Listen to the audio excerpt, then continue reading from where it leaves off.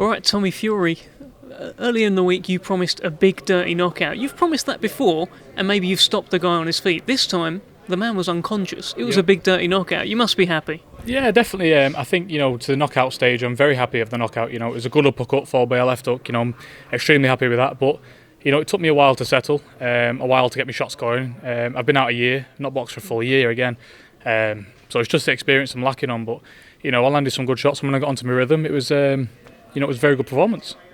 Talking off camera, you actually sounded a little bit disappointed. Not like you're not 100% over the moon. Like me, looking at it, you've left the man. it was a big dirty knockout. Yeah. What aren't you pleased with?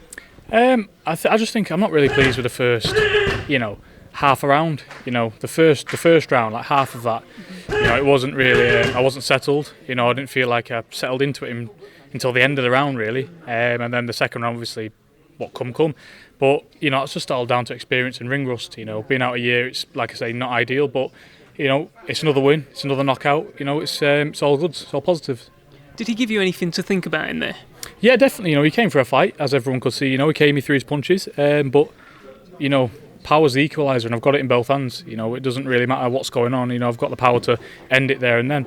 And I felt it straight away. As soon as I landed the uppercut, I just felt his body shut down completely and go. And that's exactly what happened. And then you followed through with a few more punches. That killer instinct is there, isn't it? Oh, of course. Listen, if I smell blood, you might as well call me Jaws, because I'm all over you. Well, Jaws, what I don't normally see from Jaws is then they sort of go over to the opponent who's on the floor, and you showed a bit of compassion there at the end as well. What did you say anything to him?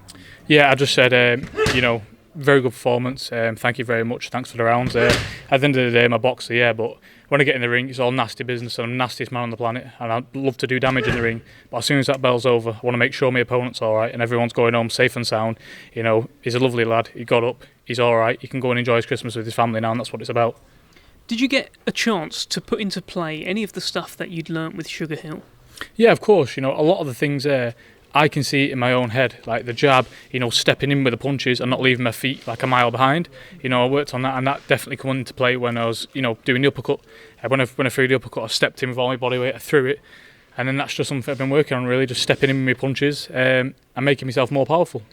You were getting a lot of compliments on your jab, actually, especially at the start of the second round. You came out just pop with these long arms that you've got as well. Is that something you've been working on? Yeah, definitely. We've been working on every aspect. As a young fighter, that's what you need to do. But I'll tell you now, when I've got the experience behind me, I'll be a dangerous man. 100%. I wholeheartedly believe that. I've had no amateur experience. I've had 4 professional fights now. But by the time I've had 10 or 12 pro fights, I reckon I'll be definitely, a force in the division, 100%.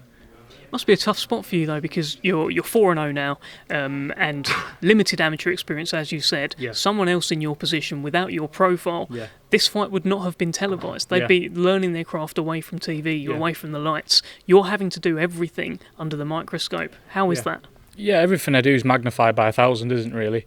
I'm in the public eye now. Everyone wants to see it. So, I'm boxing at 9, 10 o'clock at night. That's world title level, championship boxing. I'm very grateful to be in that position. And, even though I thought it was a flat performance tonight, everyone seemed happy with the win. And I give a good knockout, and that's what it's about. People tune in to see exciting fights, knockouts, and that's what I give the public tonight.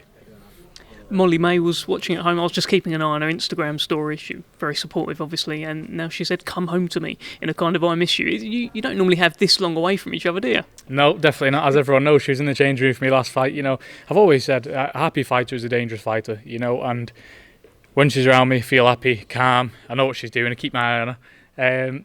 But yeah, tonight, I wish she was here because it's been hard in that room by myself. Believe you me. But I think that's where my killer instincts, just come forth tonight, because if he hadn't gone down from the uppercut, I'd have jumped all over him, because I felt a nasty man coming in this ring tonight, 100%. It took me a while to settle, but when them shots started landing, I was feeling them. Have you had a chance to talk to your dad yet? Yeah, my dad's over the moon with performance, I'm definitely my own worst critic, but I've had no amateur experience. I've not won any national titles or anything like that. I'm coming straight in the ring and learning my job. So I guess when you put that into perspective, yeah, I'm doing fantastically well. 100%. That lad's been in with Bob Adjusef, British champion, went the distance with him.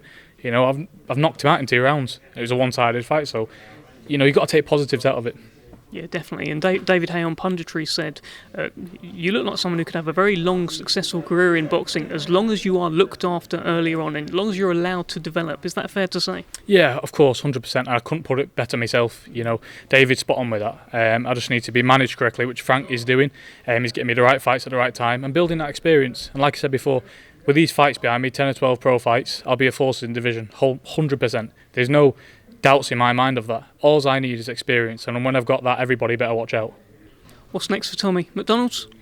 100%, Dev. 100% of McDonald's. What are you on about, mate?